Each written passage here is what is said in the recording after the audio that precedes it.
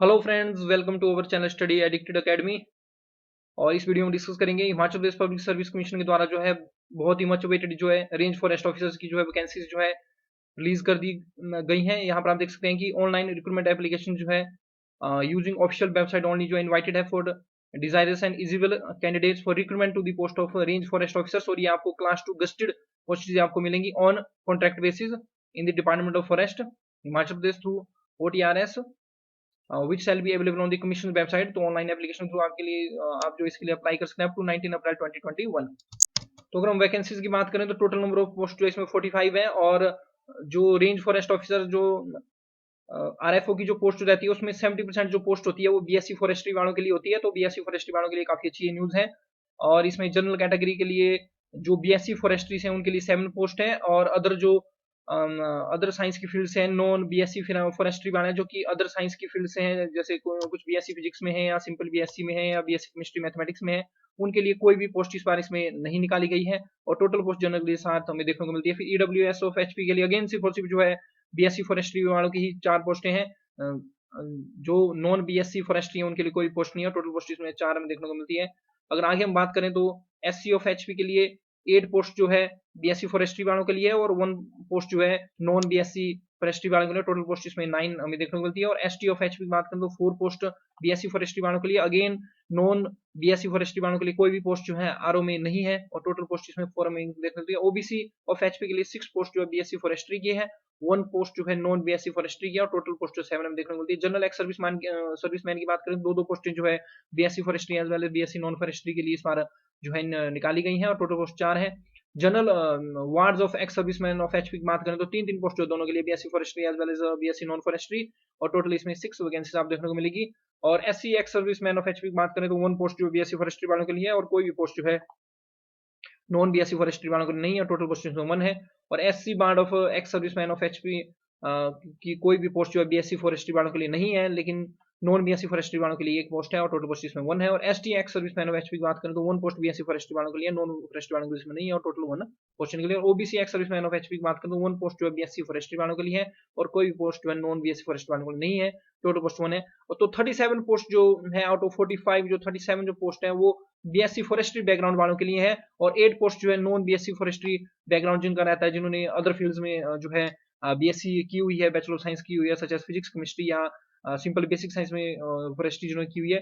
और देखिए एज जो डिटरमिन होगी, ये जो है आपकी 1 जनवरी 2021 से एज डिटरमिन होगी। और आप एज जो है एलिजिबिलिटी जो है 21 टू 31 इसमें जो है रखी गई है। और अपर एज लिमिट जो है डायरेक्ट रिक्रूटमेंट के लिए 42 ईयर्स है ऐसे कैंडिडेट्स के लिए जो ऑलरेडी जो है गवर्नमेंट सर्विसेज में है, चाहे वो एडहोक है चाहे कॉन्टेक्चुअल बेसिस पे है। और जो पे बैंड है इसका ये 10,300 टू 34,800 प्लस 4,800 ग्रेड पे। अगर आपकी जो इसमें सिलेक्शन हो जाती है, यहाँ पर देखिए कॉन्टेक्चुअल अमाउंट दिया गया 15,100, लेकिन ऐसा नहीं है, आपको 10,300 प्लस 4800, इसके साथ साथ प्रेजेंट जो गवर्नमेंट है वो जो है 4800 का 150% आपको जो है और साथ में जो है देती है सैलरी।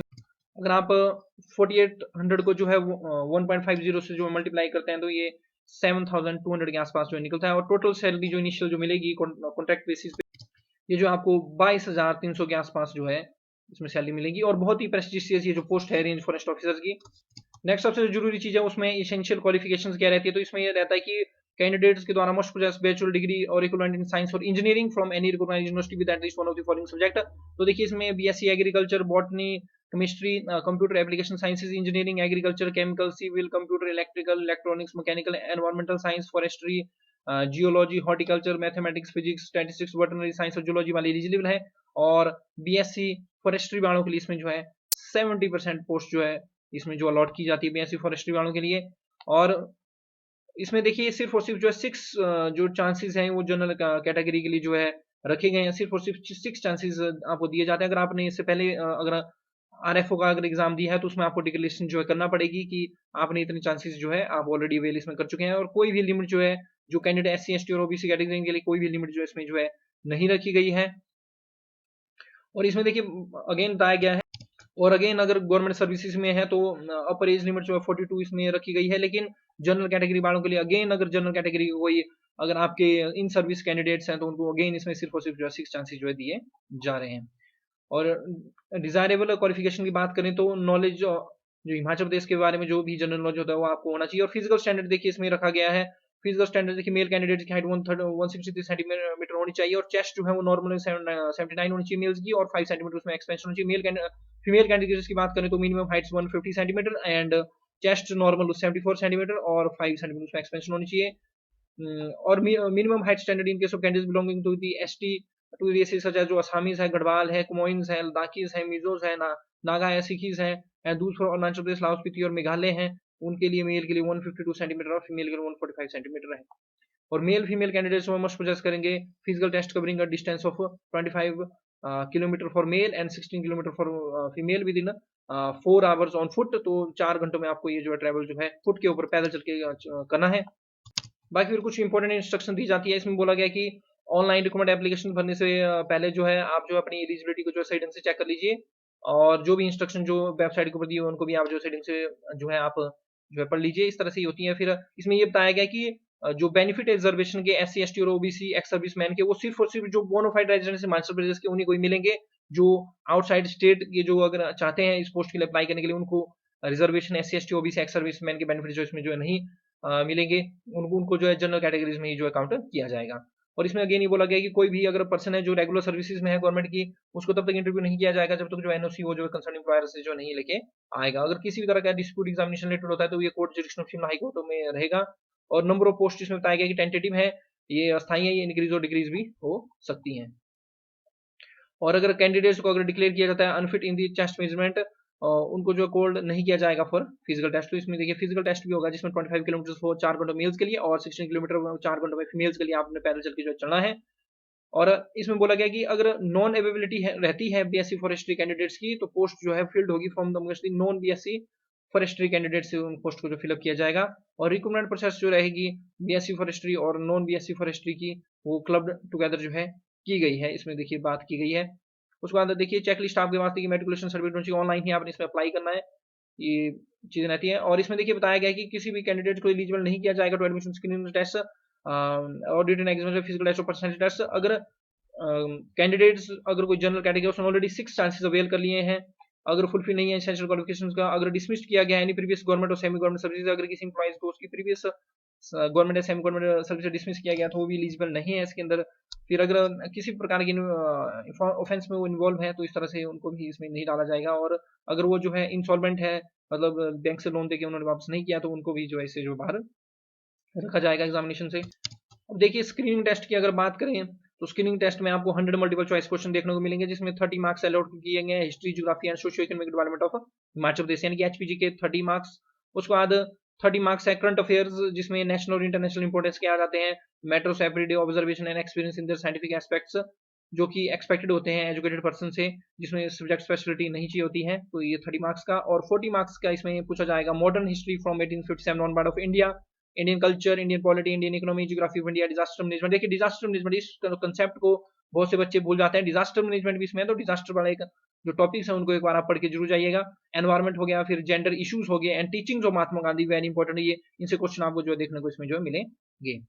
और फॉरेस्ट्री ग्रेजुएट्स की अगर बात करें तो देखिए क्लब टुगेदर है लेकिन फॉरेस्ट्री ग्रेजुएट्स के लिए पेपर थोड़ा सा अलग होता है। इसमें फॉरेस्ट्री सब्जेक्ट से पूछा जाएगा आपसे 80 मार्क्स का, जनरल नॉलेज ऑफ हिमाचल प्रदेश पूछा जाएगा 10 मार्क्स का और general knowledge of national international affair पूछा जाएगा आपसे 10 मार्क्स का। और क्लब टुगेदर एक दिन होगा।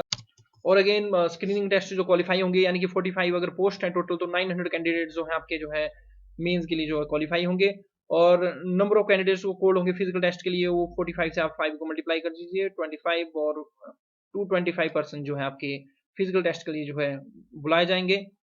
और देखिए नेगेटिव मार्किंग 1/4 जो है इसमें जो रखी गई है, ये भी आपने थोड़ा ध्यान रखना। रिटन एग्जामिनेशन की अगर बात करें तो मेन रिटन एग्जामिनेशन से इंक्लूड करेगा 2 कंपल्सरी और 2 ऑप्शनल, वेरी इंपॉर्टेंट 2 कंपल्सरी और 2 ऑप्शनल पेपर जो इसमें जो रहेंगे। और ऑप्शनल सब्जेक्ट भी इसमें देखिए 2 इसमें रहते हैं, 2 ऑप्शनल सब्जेक्ट रहेंगे। इसमें साइंस के सब्जेक्ट रहेंगे, अगर आप फिजिक्स से तो फिजिक्स के साथ आप मैथ्स भी ले सकते हैं। तो इस तरह से 2 साइंस के सब्जेक्ट आपको ऑप्शनल लेना पड़ेंगे।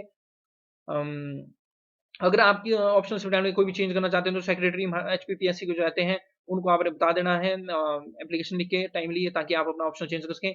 और कैंडिडेट जो आंसर कर सकें option in English as well Hindi only, सिर्फ और सिर्फ इंग्लिश और हिंदी की चॉइसेस हैं। और कोई भी कैंडिडेट को जो है क्वालिफाइड रिटन एग्जामिनेशन के लिए नहीं किया जाएगा जब तक एटलीस्ट वो 40% मार्क्स जो है हर एक कंपल्सरी सब्जेक्ट में, जो कंपल्सरी सब्जेक्ट है तो उनमें 40% मिनिमम और 45% मार्क्स जो एग्रीगेट में उसमें बनने चाहिए। और अगर किसी प्रकार की टाई होती है between the candidates on account of having obtain equal minimum qualifying marks in written examination, all such candidates shall be called for interview और पर्सनैलिटी टेस्ट। और जो भी कैंडिडेट जो कॉल्ड होंगे फॉर इंटरव्यू पर्सनैलिटी टेस्ट वो arranged होंगे in order merit on basis of aggregate marks obtain in the written examination.